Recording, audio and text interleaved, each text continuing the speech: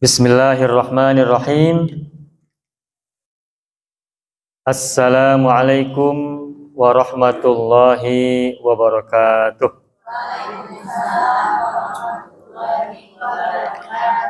Alhamdulillah rabbil alamin. Iyyahu na'budu wa iyyahu nasta'in ala umurid dunya waddin. Wassalatu wassalamu ala khairil wara fil barri wal bahri ajma'in. Allahumma salli ala sayyidina Muhammadin wa ala ali sayyidina Muhammad fil alamin innaka hamidum majid, amma ba'du. Qala Allah ta'ala fil Qur'anil Karim, a'udzu billahi minasy syaithanir rajim. Bismillahirrahmanirrahim. Famma man a'ta wattaqa wa saddaqa bil husna fasanuyassiruhu lil yusra. Wa amma man bakhila wastaghna wa kadzdzaba bil husna fasanuyassiruhu lil usra. Shadaqallahul azim. Ibu-ibu darah ramah, alhamdulillah. Ulah serius tuh. Hal ini ngadeg-deg. Udah tinggal bae mah. Baik, alhamdulillah. Segala puji kita haturkan kehadirat Allah Subhanahu wa taala yang telah menganugerahkan kepada kita semuanya semua limpahan karunia yang kita butuhkan. Nikmat-nikmat lahir, nikmat-nikmat batin yang selalu dilimpahkan kepada kita semuanya tanpa henti, tanpa jeda. Baik nikmat sehat, nikmat kewarasan, nikmat kecerahan, nikmat ketenangan, serta semua nikmat lahir dan batin yang kita rasakan. Jikapun hari ini ada di antara kita yang tengah sakit, semoga sakitnya tidak menjadikannya bersedih, berduka, berkepanjangan, tetapi sakitnya tetap menjadikan kebaikan untuk dirinya, baik diri secara lahir maupun diri secara batin. Yang sedang sulit juga semoga kesulitannya bukan membuatnya semakin terpuruk, tetapi semakin memberinya pencerahan-pencerahan serta kebaikan-kebaikan sejak dalam pikirannya untuk terus meniti hambalan-hambalan kehidupan, tangga-tangga kebaikan yang semestinya ia lalui dengan kesulitan-kesulitan yang tengah ia rasakan.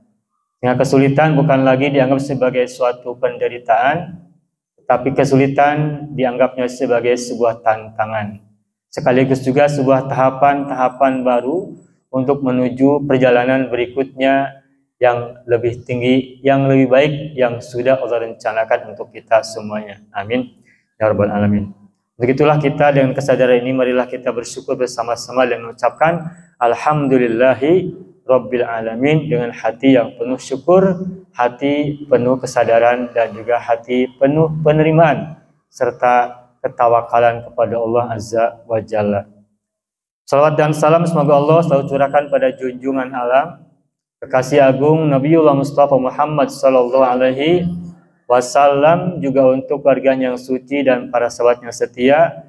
Beliau adalah misal, beliau adalah uswah, beliau adalah teladan, beliau adalah panutan, beliau adalah contoh untuk kita telusuri, untuk kita ikuti, untuk terus kita gali, baik secara lahirnya maupun secara batinnya, dan baik yang sudah pernah kita tahu maupun yang belum pernah kita tahu, kita terus mengenal beliau. Dan disebutkan dalam sebuah hadis yang disebutkan diriwayatkan oleh Siti Aisyah bahwa Rasulullah itu adalah Al-Quran. Kana khuluquhu Al-Quran. Jika ditanya seperti apa akhlak Rasulullah, nah kata Siti Aisyah, kana khuluquhu Al-Quran. Akhlak Rasulullah adalah Al-Quran. Jadi kalau kita misalkan ingin tahu seperti apa akhlak Rasulullah, berarti kita harus memahami seperti apa Al-Quran.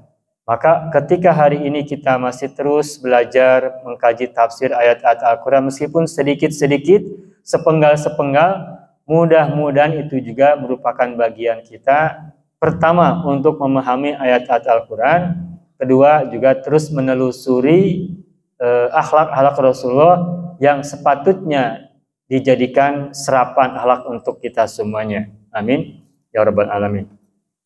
Ibu semuanya saya hormati, tadi di pengantar saya bacakan beberapa ayat yang terdapat dalam surat Al-Lail, yakni a'udzubillahi minasyaitonir rajim, fa amma man a'ta wattaqa wa saddaqa bil husna fasanuyassiruhu lil yusra. Lanjutannya, wa amma man bakhila wastaghna wa kadzdzaba bil husna fasanuyassiruhu lil usra. Ayat ini kita semua atau hampir semua kita sudah hafal dari awal sampai akhir. Namun sejauh yang sampai saat ini saya tahu, yang saya simak, jarang-jarang penceramah, jarang-jarang ustadz ketika menjelaskan suatu tafsir tentang kehidupan ataupun yang lainnya, jarang sekali ayat ini digunakan dalam bahasan. Seingat saya atau setahu saya, mungkin ibu-ibu sudah pernah mendengarnya, dan jika sudah mendengarnya, namun sekarang mendengarnya kembali dari apa yang kita bahas pada sore hari ini, semoga tetap bisa menjadikan perbandingan dalam pemahaman ayat-ayat yang kita akan kaji hari ini. Ibu semuanya saya hormati, ayat tadi kalau kita baca dalam terjemahannya, boleh Bapak Ibu lihat, boleh Ibu lihat dalam terjemahan ya. Famma man a'ta wattaqa. Maka adapun orang yang memberi dan bertakwa. Fa amma man a'ta wattaqa. Maka adapun siapa saja atau barang siapa atau siapa saja orangnya a'ta yang memberi, wattaqa dan bertakwa, terus wasaddaqa bil husna dan membenarkan dengan al husna.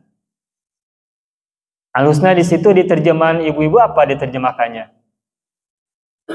Dan membenarkan apa? Di terjemahan ibu?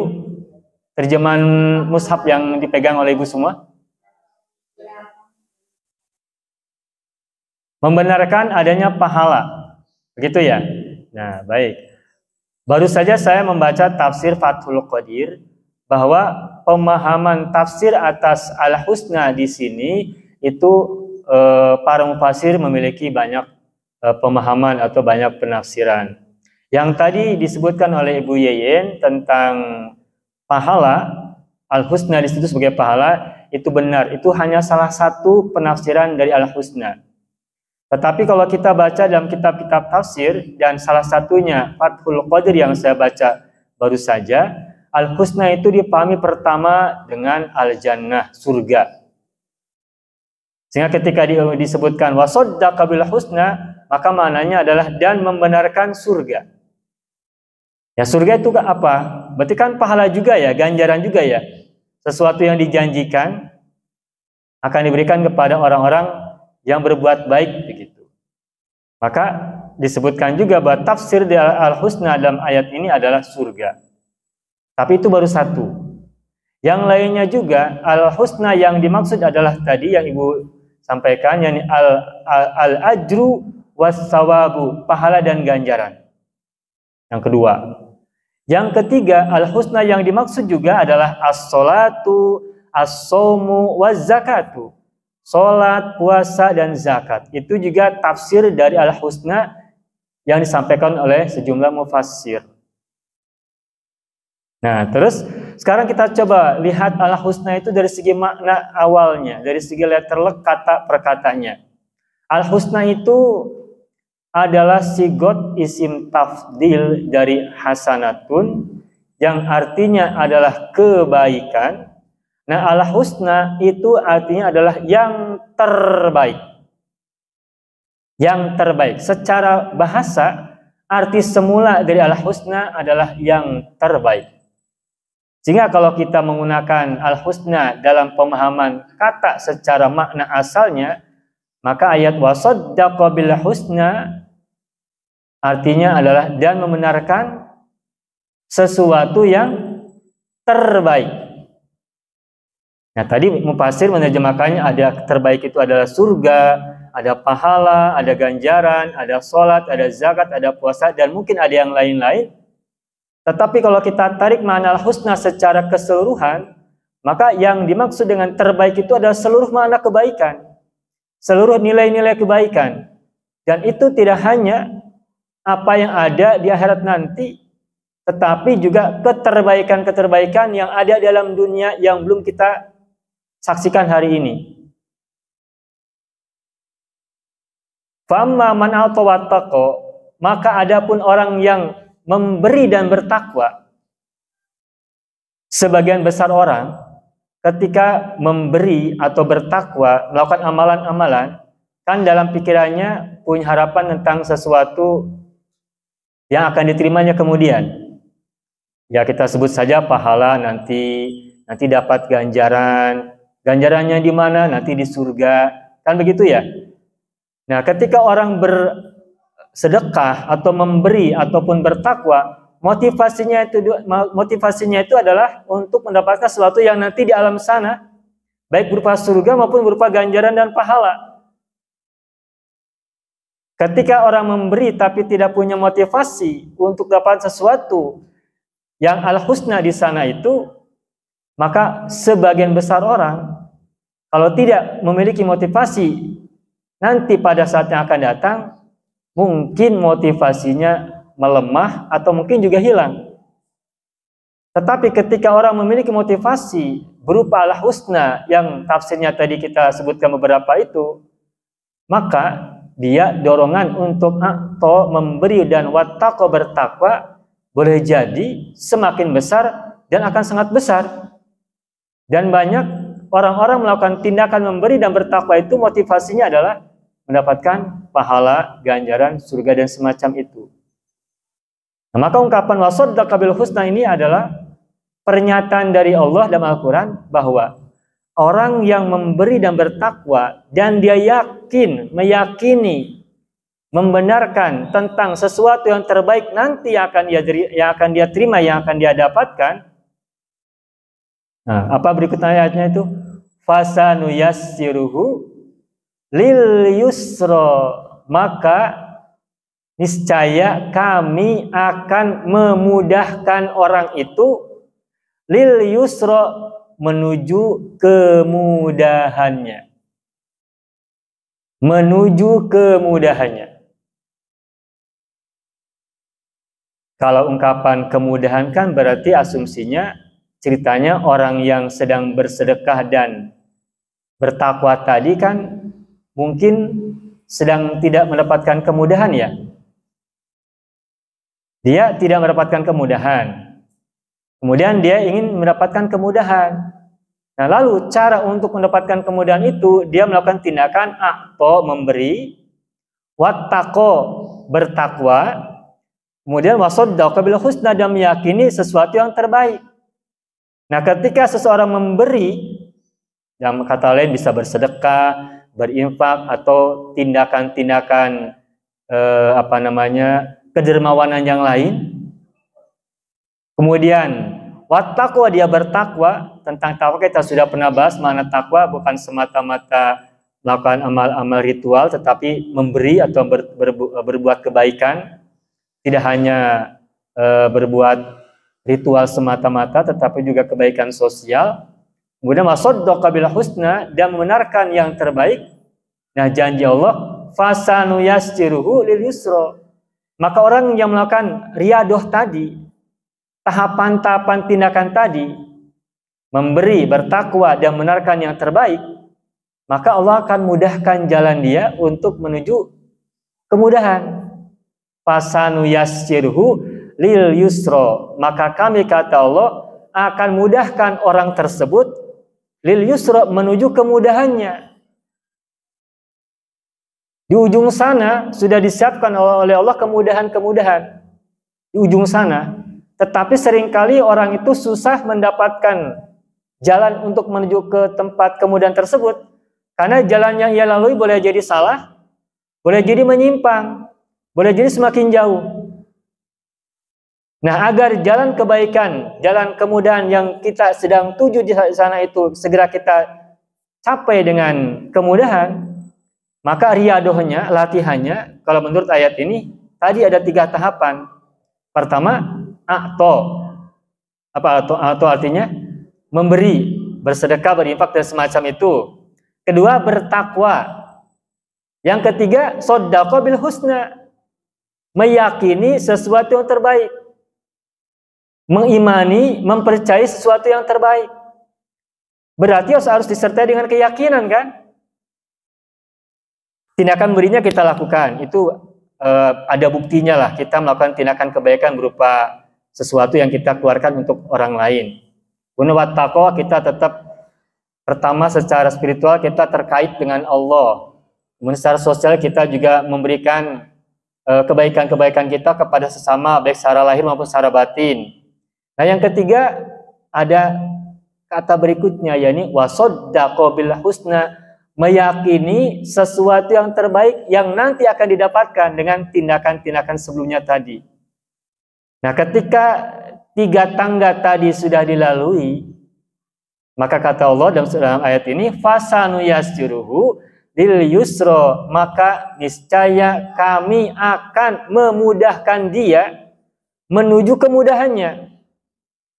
Kemudahan di ujung sana, nasib kebaikan dia di ujung sana itu, karena dia sudah menahapi 3 tahapan tadi, maka jalan-jalannya akan dimudahkan oleh Allah. Akan dimudahkan oleh Allah menuju apa? Menuju kemudahan. Ada 3 tahapan tadi. Pertama, a'ta, memberi. Kedua, ittaqa, bertakwa. Ketiga, meyakini sesuatu yang terbaik.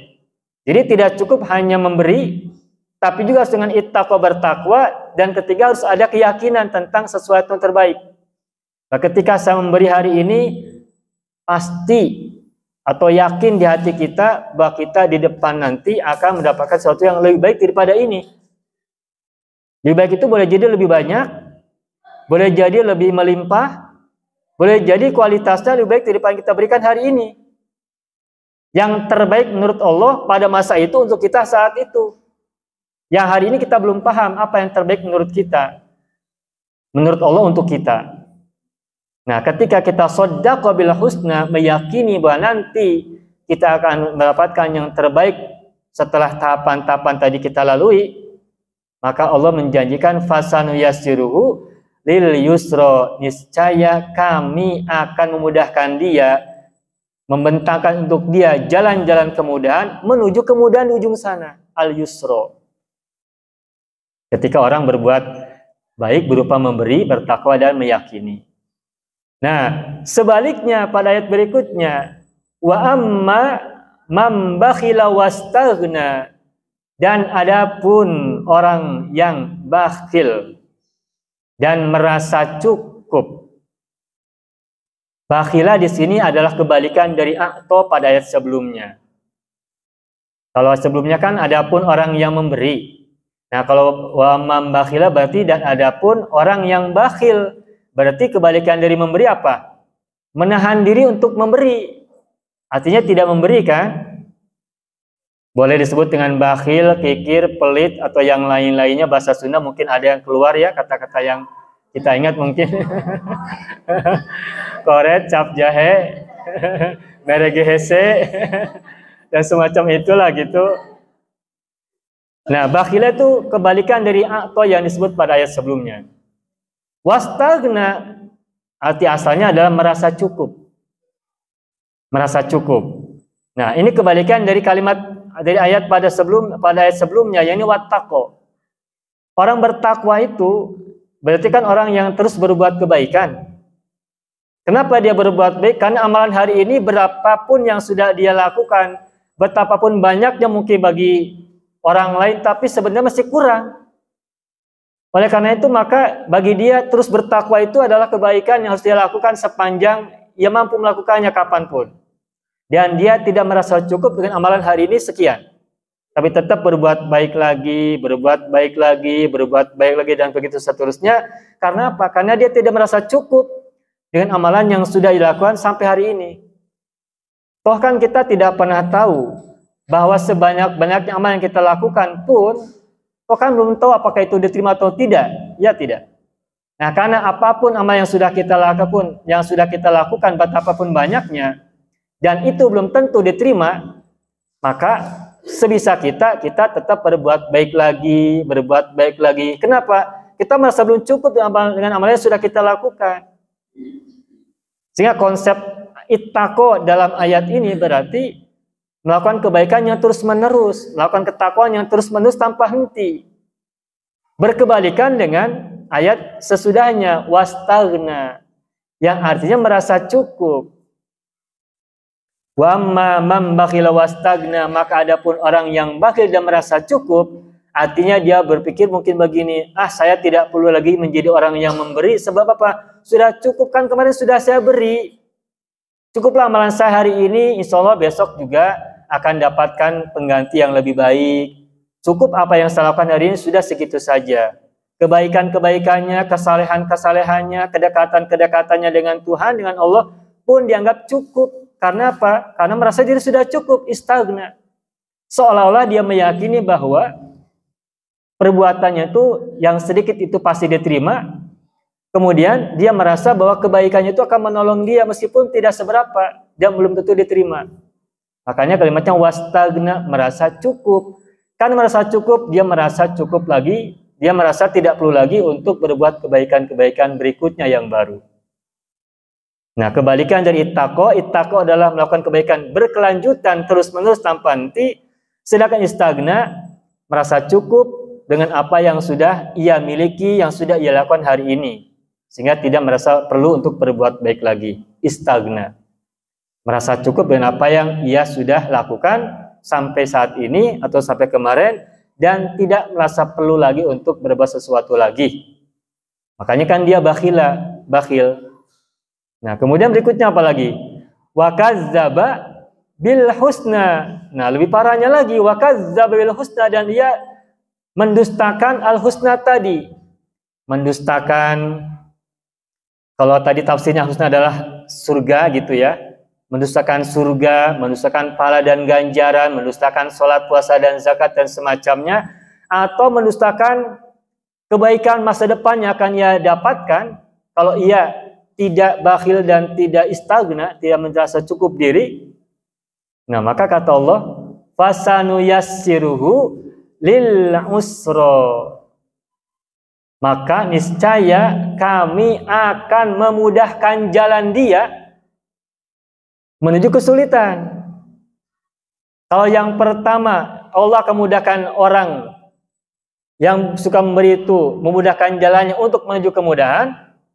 Nah, kalau yang kedua ini, orang yang bakhil, yang istaghna dan kadzdzaba bil husna itu, Allah akan berinya jalan kemudahan menuju kesulitan. Sama-sama dapat kemudahan, tetapi yang satu dimudahkan jalannya menuju kemudahan, yang kedua dimudahkan jalannya menuju kesulitan. Nah, kalau kita disuruh pilih, mending kita dapat jalan kemudahan atau jalan kesulitan? Jalan kemudahan. Kemana dulu? Kalau jalan kemudahannya menuju kesulitan, mau tidak? Tujuannya apa yang akan kita capai? Kalau kita dimudahkan tapi jalan-jalan menuju kesulitan, kita tidak mau pastinya kan? Tetapi kalau kita dimudahkan jalan-jalan untuk menuju kemudahan, itu harapan kita semua. Nah, jadi ayat ini menggambarkan bahwa ada dua orang yang masing-masing meniti 3 hambalan, 3 anak tangga. Kelompok yang pertama, orang yang meniti jalan atau memberi. Kedua, hambalan yang kedua adalah ittaqo, bertakwa. Dan hambalan ketiga adalah membenarkan atau meyakini sesuatu yang terbaik. Maka janji Allah untuk dia adalah dia akan diberi kemudahan menuju kemudahan. Nah, kelompok yang kedua adalah orang yang bakhila, kemudian merasa cukup sehingga tidak perlu lagi berbuat baik yang lain-lain berikutnya. Yang ketiga, mendustakan sesuatu yang terbaik yang ada di depan dia yang semestinya dapatkan. Nah, karena yang mendustakan, maka Allah akan mudahkan jalannya untuk menuju kesulitan. Nah, sekarang kita coba terapkan dalam kehidupan kita. Jika seseorang dalam kehidupannya sedang merasakan kesulitan, bahkan kesulitan yang didapatkan kok begitu mudahnya didapatkan begitu ya. Kok kali itu kan kata orang tua apa tuh sudah jatuh tertimpa tangga pula gitu ya. Sudah jatuh belum juga beberapa menit langsung tertimpa tangga kan. Berarti kan sangat mudah jalannya tuh. Tidak selang berapa lama langsung jatuh langsung tertimpa tangga begitu. Bahasa Sundanya apa? Netes semplek, nincak semplak. Baru nete semplek, pas nincak semplak. Sehingga tidak ada yang baik bagi dirinya. Sehingga seolah-olah dia begitu dia melakukan sesuatu, itu yang dia temui itu keburukan dan keburukan, kesulitan dan kesulitan. Nah, boleh jadi ketika seseorang sedang merasakan kesulitan-kesulitan itu, dan sepertinya bahkan ia merasakan kesulitan yang ia dapatkan itu didapatkannya dengan begitu mudah gitu, dan sangat cepat prosesnya, maka boleh jadi ini dia sudah menjalani tangga-tangga menuju ke arah sana. Yani apa? Bakhila, istagna, dan kadzaba bil husna, mendustakan sesuatu yang terbaik. Nah, oleh karena itu jika seseorang pada hari ini ingin dapatkan kemudahan, maka hambalan-hambalan yang mesti dilaluinya adalah yang disebutkan pada ayat sebelumnya, yakni pertama a'to memberi, kedua ittaqo bertakwa, ketiga sodako bil husna, membenarkan sesuatu yang terbaik. Nah, kemudian kita akan coba memahami ayat ini. Apakah ayat ini hanya merupakan ayat yang merupakan janji Allah untuk di alam akhirat berupa surga, pahala dan ganjaran semata-mata, ataukah ayat ini bercerita tentang kehidupan kita dalam dunia? Apakah kemudahan yang kita harapkan itu untuk nanti di akhirat saja, ataukah juga untuk di alam dunia kita? Tentu saja jawabannya kita yang dapatkan kemudahan kan di alam dunia kan Bu ya? Tidak hanya semata-mata di alam akhirat kan ya? Semua orang pasti ingin mendapatkan kemudahan itu sejak sekarang dalam dunia. Ketika seseorang berbuat baik, ketika seseorang melakukan kebaikan-kebaikan, baik secara personal, di tengah keluarga, tengah tetangga dan sebagainya itu, dia mengharapkan dapatkan kemudahan itu di sini, di alam dunia. Bukan nanti di sana semata-mata. Dia di sana ongko-ongko, tetapi di sini pun kan ingin dapatkan kemudahan itu. Nah, sekarang bisa tidak ayat ini kita coba terapkan dalam kehidupan dalam dunia ini? Sementara dalam ayat-ayat yang lain sesungguhnya itu juga kita temukan ayat-ayat yang mendukung ayat ini, bahwa ayat ini bukan semata-mata tentang akhirat. Ayat ini tidak semata-mata bercerita tentang nanti masa depan di akhirat, tetapi adalah kemudahan-kemudahan pada hari ini dalam dunia. Contoh, di surat Al-Insyirah kita juga sudah hafal suratnya, ayatnya. Fa inna ma'al usri yusron, inna ma'al usri yusro. Sesungguhnya bersama kesulitan ada kemudahan, sesungguhnya bersama kesulitan ada kemudahan. Nah, ini ayat ini bercerita di alam dunia atau di alam akhirat? Di ayat sebelumnya kan Allah berfirman, alam nasroh laka sodrok, wa wada'na anka wizrok, alladhi anqadha dhahrok, wa rafa'na laka dzikrok. Ini ayat tentang Rasulullah ini, itu kejadiannya di alam dunia atau di alam akhirat? Di alam dunia. Bukankah kami telah lapangkan dadamu, wahai Rasul, wahai Muhammad? Rasul dilapangkan dadanya di kapan? Di alam dunia. Alam nasra laka sadrak wa wada'na anka wizrak alladzi anqadha dhahrak wa rafa'na laka dzikrak. Itu semuanya adalah peristiwa-peristiwa Rasulullah dalam dunia. Dan janji Allah, fa inna ma'al usri yusran, sesungguhnya bersama kesulitan ada kemudahan. Sesungguhnya bersama kesulitan ada kemudahan itu berarti juga untuk urusan duniawi. Bukan nanti di alam akhirat. Fa idza faragta fansab wa ila rabbika farghab. Jika engkau sudah luang, maka berlelah lagilah, bekerja keras lagilah. Wa ila rabbika farghab, dan kepada Tuhanmu hendaknya engkau menginginkan atau menghendaki, mencintai dan semacam itu. Berarti Surat Al-Insyirah ini bercerita tentang kemudahan dan kesulitan yang ada dalam dunia. Dengan begitu, maka ayat yang tadi kita bacakan di awal surat Al-Lail itu juga bukan semata-mata tentang nanti di akhirat, tetapi juga untuk alam dunia yang sekarang kita sedang alami. Ayat yang lain untuk menguatkan ya pemahaman ayat ini tidak sedang bercerita tentang alam akhirat, tetapi juga sedang bercerita tentang alam dunia kita, kehidupan di alam dunia ini. Surat At-Tolaq, Allah berfirman, liyunfik du sa'atim min sa'atih. Terus waman qudira alaihi rizquhu falyunfik mimma atahullah. Terus la yukallifullahu nafsan illa ma ataha saj'alullahu ba'da usrin yusra. Liyunfik du sa'atim min sa'atih wa man qudira alaihi rizquhu falyunfik mimma atahullah. Terus apa berikutnya?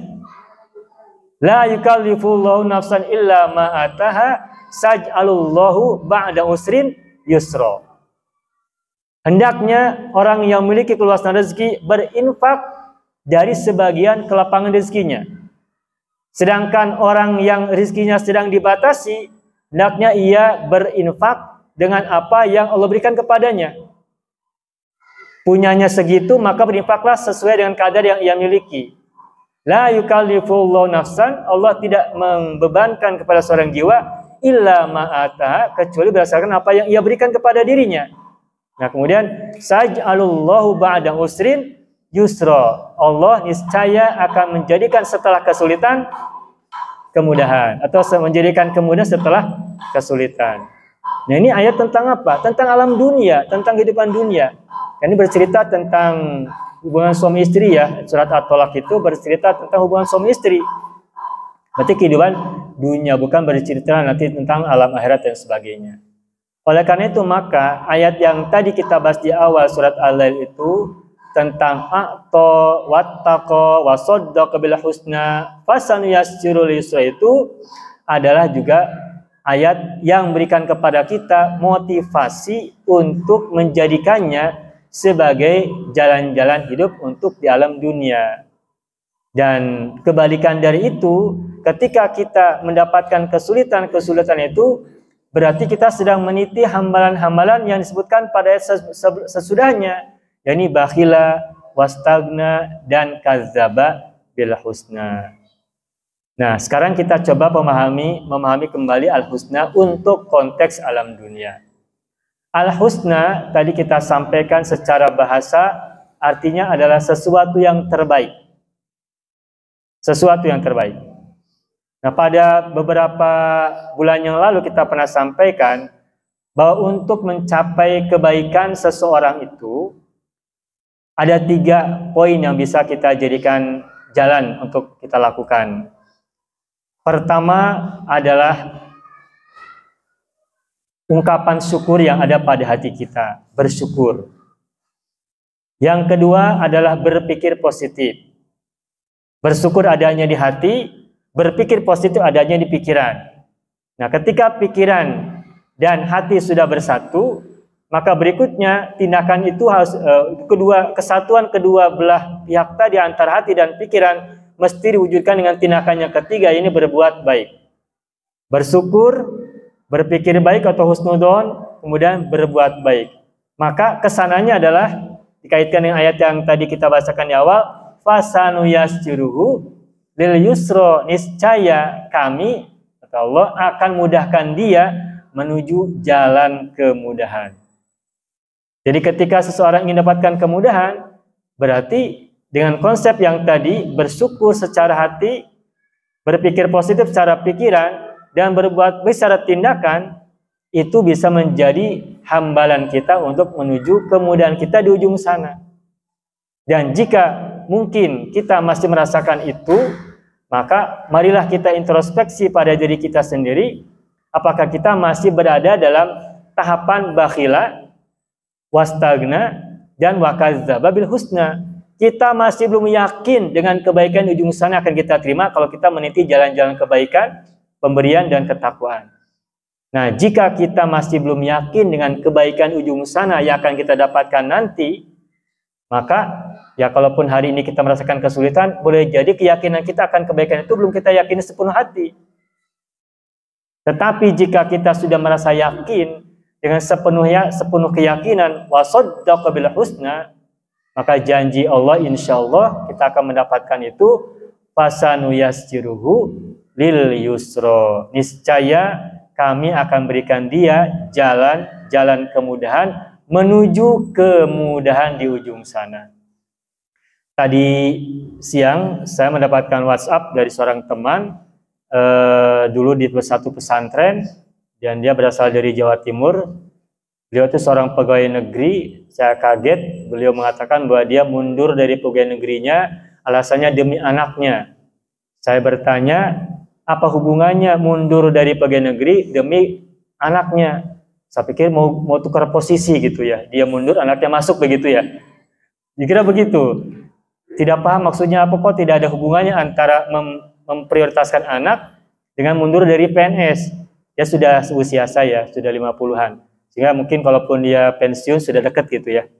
Tapi yang saya kaget, apa hubungannya dia mundur dari PNS tapi untuk memprioritaskan anaknya yang sedang kuliah? Saya tidak paham, kata saya. Nah, ternyata dia sampaikan bahwa karena ia seorang PNS, anaknya itu kuliah IPK-nya bagus. Gara-gara orang tuanya jadi PNS, anaknya tidak bisa mendapatkan beasiswa. Sebab orang PNS itu citranya kan di atas rata-rata orang kebanyakan. Sedangkan beasiswa itu diberikan kepada orang-orang yang menengah ke bawah, kan begitu. Nah, itu baru nyambung tuh. Apa nyambungnya? Agar anak dia bisa dapatkan beasiswa di kampusnya, maka satu-satunya cara dia adalah mundur dari PNS yang segera berakhir. Tentu saja kan tinggal 5 tahun lagi gitu ya. Jadi dia berkorban 5 tahun untuk dapat gaji dari PNS demi anaknya mendapatkan beasiswa di kampusnya. Ya, saya tidak menggunakan suara, cuma lewat ya, tapi saya ada begitu ya. Tapi sananya nanti gimana mata pencarian kemudiannya? Ya akan saya hadapilah kemudian bagaimana nanti, kata begitu. Nah, ini kenapa saya sampaikan ini? Ya, perjalanan hidup orang itu macam-macam. Apa yang kita anggap di depan kita itu orang itu terlihat baik, terlihat senang, mudah dan sebagainya. Boleh jadi sesungguhnya dia itu tidak seperti yang kita bayangkan. Boleh jadi yang sedang senang itu kita sendiri. Orang di depan kita lihat mungkin begitu-begitu dan seterusnya gitu. Senang, hening lah begitu. Tetapi tanpa kita ketahui boleh jadi sesungguhnya dia tuh sedang merasakan kesulitan yang jauh lebih berat daripada yang mungkin kita rasakan hari ini. Sebaliknya, ada orang yang kita lihat mungkin sepertinya sedang kesulitan, malah justru sedang, boleh jadi kita lebih sulit daripada dia. Gitu, boleh jadi kita begitu ya, pernah merasakan begitu. Nah, sehingga apa yang disebut baik dan buruk itu seringkali hanya ada dalam pikiran kita masing-masing. Kita memandang orang itu sedang berada dalam kebaikan dan kemudahan. Boleh jadi sesungguhnya tidak seperti itu. Sebaliknya juga, boleh jadi kita mandang orang di depan kita itu sedang dapatkan kesulitan, karena kelihatannya ya tidak seperti yang kita bayangkan begitu. Nah, boleh jadi sesungguhnya sebaliknya, kitalah yang lebih perlu diperhatikan daripada dia sendiri begitu. Nah, oleh karena itu, kembali kepada bahasan ayat surat Al-Lail tadi, ketika kita meyakini bahwa kebaikan itu adalah sebuah akibat, dan akibat itu mesti dijalani dengan sejumlah sebab, maka kita harus konsisten dengan sebab-sebab yang harus kita lakukan. Akibat kemudahan yang kita impikan adalah akibat. Nah, tetapi akibat itu hanya bisa dicapai dengan, tadi kalau menurut ayat surat Al-Lail tadi apa hambalannya? Atau memberi, kedua bertakwa, ketiga meyakini kan? Meyakini kebaikan. Maka jika kita ingin dapatkan akibat berupa kemudahan, maka sebab-sebab yang 3 tadi harus kita telusuri, harus kita jalani. yakni memberi, kemudian bertakwa dan meyakini sesuatu yang terbaik di ujung sana. Kalau kita memberi, kalau kita bertakwa, yakin bahwa nanti kebaikan akan menghampiri kita. Tidak perlu memikirkan bagaimana caranya kebaikan itu sampai kepada kita, tapi lakukan saja dan yakini. Maka pada waktunya, ketika kita sudah dianggap siap oleh Allah untuk menerima itu, yang jelas kan tadi Allah sebutkan, fasanu yasirhu, kami akan jadikan kemudahan. Bukan kita, tapi Allah yang akan menjadikan kemudahan untuk kita sendiri. Kalau kita sudah menjalani sebab-sebabnya. Nah, tapi kalau kita tidak menjalani sebab-sebabnya, maka jangan harap kita bisa sampai pada akibat yang kita harap, yang kita inginkan di ujung sana. Oleh karena itu, maka yang lebih penting daripada kita memikirkan akibat di ujung sana, yang lebih penting adalah kita meluaskan diri, memperbesar pikiran, memperbesar jiwa untuk menjadi orang yang siap untuk berlapang dada, menjalani sebab-sebab yang harus kita lakukan bersama. Maksudnya bersama itu kan kalau rumah tangga kan ada istri dan suami. Ketika sebuah keluarga itu pincang, yang satu ke sana, yang satu ke sini, tidak menjadi suatu koordinasi yang baik antara kedua belah pihak dalam rumah tangga, maka boleh jadi kekuatannya kurang kuat, kekuatannya tidak seimbang, sehingga daya dorongnya pun tidak maksimal. Tetapi ketika suami istri rumah tangga dorongannya sama, hentakannya sama, iramanya sama, sarindak saigal sabobot sapihanean, kata bahasa Sunda, maka insya Allah jalan-jalan kemudian itu akan semakin lebih mudah ataupun lebih cepat untuk didapatkan. Fasaniyas jirul yusro. Namun jika kemudian yang terjadi adalah sebaliknya, anu hiji ka kidul, anu hiji ka kulon,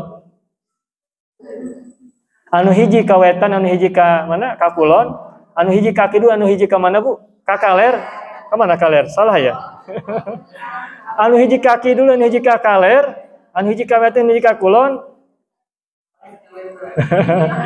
Kidul kaler, wetan kulon. Ya. Sok hilapnya. Da orang tua dulu mah kalau nyebut arah tuh pakai kidul kalernya punya. Bade ka mana? Bade ka kidul cenah. Bade ka mana? Bade ka kaler. Kalau kita mah enggak begitu. Zaman sekarang di kota enggak begitu. Kemana? Itu ke sebelah kiri. Itu ke sebelah kanan gitunya. Itu sebelah kanan rumah Neondi. Itu sebelah kiri rumah Neondi. Itu orang zaman sekarang. Kalau orang zaman dulu, eta sebelah kidulnya rumah Neondi. Ya sebelah kidul, sebelah sini. Gitu. Ya begitulah. Ya jadi kembali, jadi ketika seseorang dalam rumah tangganya itu dua-duanya bersatu, sarinak saigal sabawat sapihanian, insya Allah itu akan terasa lebih mudah dan akan terasa lebih ringan.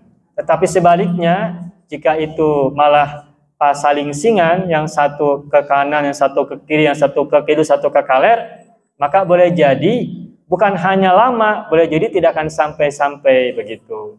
Nah, tetapi jikapun itu terjadi ada di antara kita yang satu belah ke kanan, satu belah ke kiri dan sulit untuk didamaikan, maka perkuatlah kesabarannya dan tetap munculkan rasa syukurnya atas kebaikan-kebaikan yang pastinya tetap Allah berikan kepada siapapun, agar kesyukuran tadi tetap menjadi modal dia untuk menginjak hambalan-hambalan yang nanti akan dia miliki. Ketika sampai pada hambalan itu, mungkin nanti keluarganya juga akan ikut merasakannya di hari-hari kemudian. Itu saja yang bisa saya sampaikan. Mudah-mudahan apa yang tadi kita sama-sama bahas tentang tafsir surat Al-Lail. Ayat berapa itu, Bu?